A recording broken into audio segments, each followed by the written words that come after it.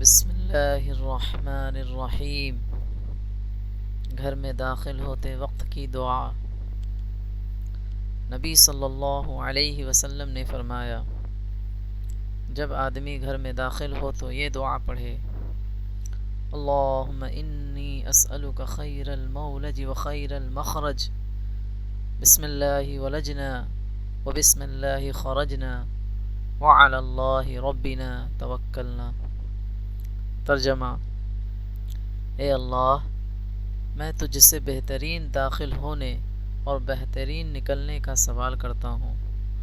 اللہ کے نام سے ہم داخل ہوئے اور اللہ کے نام سے ہم نکلے، اور اللہ ہی کے نام پر جو ہمارا رب ہے بھروسہ کرتے ہیں۔ پھر اپنے گھر والوں کو سلام کرے۔ سنن ابو داؤد، حدیث نمبر 5096۔